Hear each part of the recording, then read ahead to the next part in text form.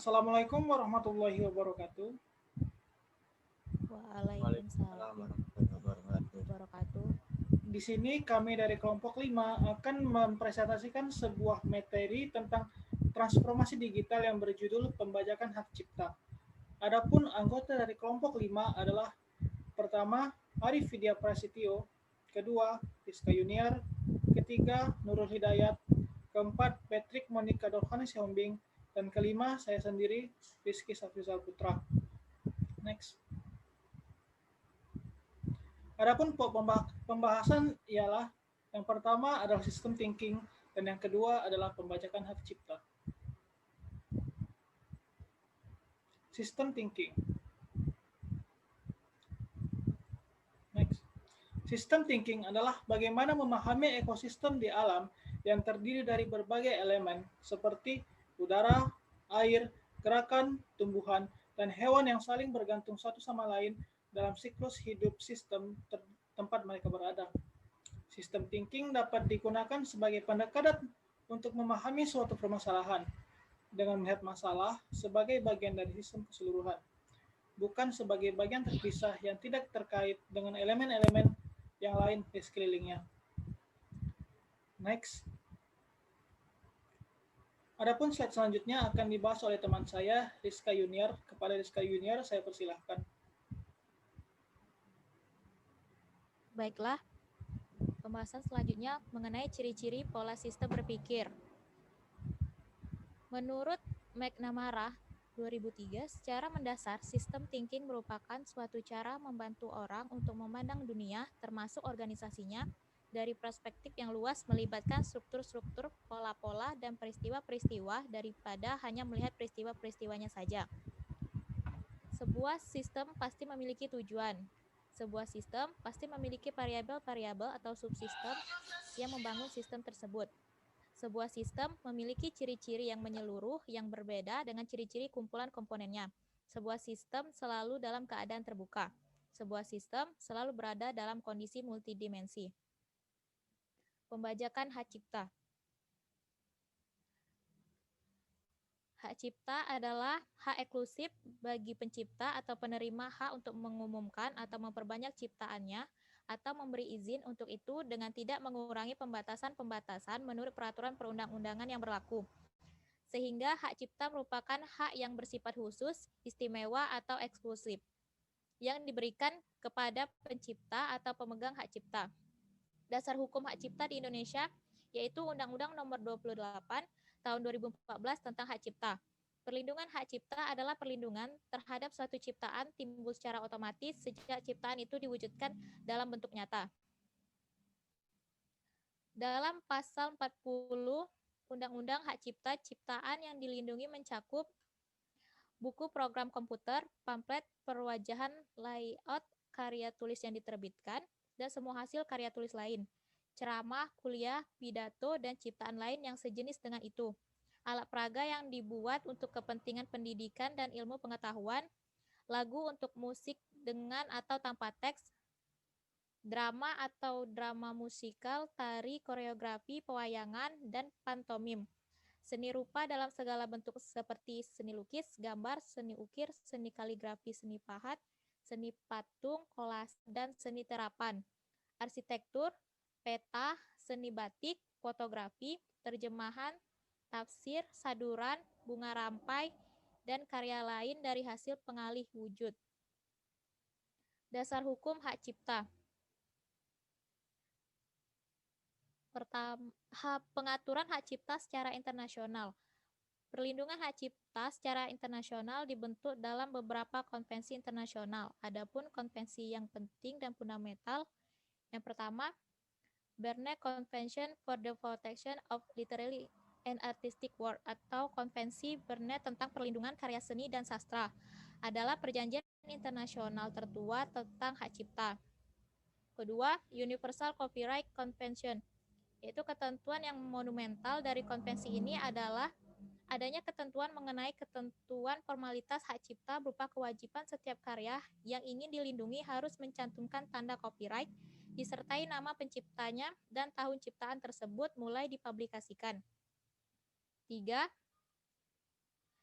trade agreement atau trade-related aspect of intellectual property right atau aspek-aspek perdagangan yang bertalian dengan hak milik intelektual. TRIPS berisi 6 ketentuan, yaitu ketentuan free to determine, ketentuan intellectual property convention, ketentuan national treatment, ketentuan most favored nation treatment, ketentuan exhaustion, ketentuan alih teknologi. 4. WIPO Copyright Treaty. WIPO Copyright Treaty bertujuan memperkuat perlindungan internasional atas hak cipta sebagai jawaban bagi kemajuan yang sangat cepat dalam teknologi informasi seperti internet dan terhadap berbagai perubahan dalam kehidupan sosial. Selanjutnya akan di... Baiklah, saya akan menjelaskan tentang sifat dasar hak cipta. Hak cipta memiliki beberapa hak dasar yang sudah sifat dasar yang sudah melekat. Ini antara lain, 1. Hak cipta adalah hak milik. 2. Hak cipta adalah hak yang terbatas waktunya. Yang ketiga, hak cipta adalah sebuah hak yang bersifat eksklusif.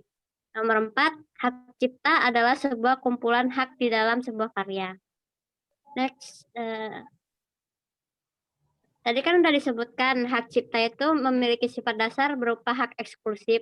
Nah, apa sih hak eksklusif itu? Hak eksklusif yang diberikan hak eksklusif adalah hak yang diberikan bagi pencipta terdiri dari hak ekonomi dan hak moral. Hak ekonomi artinya secara nyata bahwa hak ekonomi merupakan manfaat ekonomi atas ciptaan suatu produk dari hak yang terkait, misalnya buku pengetahuan untuk dijual dan kita bisa mendapatkan hasilnya. Lalu hak moral. Adapun hak moral adalah hak yang melekat pada diri pencipta yang tidak dapat dihilangkan atau dihapus tanpa alasan apapun. Walaupun hak cipta atau hak terkait telah dialihkan atau dapat disebut juga dengan hak yang bersifat manunggal antara ciptaan dan diri pencipta, atau dapat pula disebut sebagai integritas dari si pencipta. Next, menurut Jim Hanna dijelaskan bahwa doktrin yang berkembang dalam perkembangan perlindungan hak cipta antara lain yakni doktrin publisitas, lalu membuat hak cipta yang terjangkau dan membuat merchandise dari hak cipta tersebut, lalu doktrin penggunaan yang pantas, lalu doktrin kerja atas dasar sewa, lalu perlindungan terhadap hak dan karakter, lalu pengetahuan tradisional dalam lingkup keterkaitan hak kerja, serta hak cipta kerja, serta cakupan baru dalam perlindungan hak cipta seperti software free, copyleft, dan open source. Berikutnya akan dijelaskan oleh Beatrix Monica.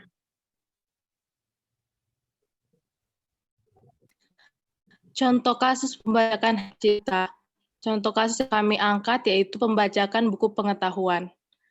Pada prakteknya, bahwa pembajakan terhadap buku banyak terjadi di kalangan masyarakat di seluruh Indonesia. Penegakan hukum dalam hal pembajakan buku pengetahuan seakan-akan tidak berjalan sebagaimana mestinya, sehingga hak cipta buku pengetahuan tidak mendapat perlindungan hukum. Pengadaan buku pengetahuan untuk mendapatkan hak ekonomi harus dilaksanakan berdasarkan lisensi yang diberikan dari pemegang hak cipta atau pemilik. Adapun pasal 1 nomor 20 Undang-Undang Hak Cipta menjelaskan bahwa lisensi adalah izin tertulis yang diberikan oleh pemegang hak cipta atau pemilik hak terkait kepada pihak lain untuk melaksanakan hak ekonomi atas ciptaannya atau produk hak terkait dengan syarat tertentu. Adapun terhadap pembajakan buku pengetahuan akan dikenakan ganti rugi.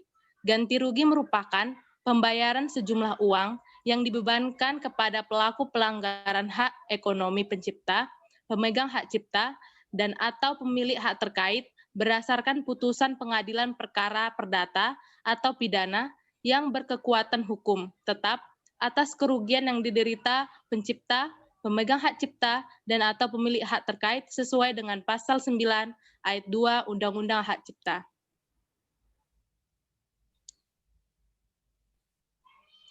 Ketentuan fair use atau fair dealing hak cipta atas buku di Indonesia diatur dalam ketentuan pasal 44 ayat 1 huruf A, huruf B, dan huruf C.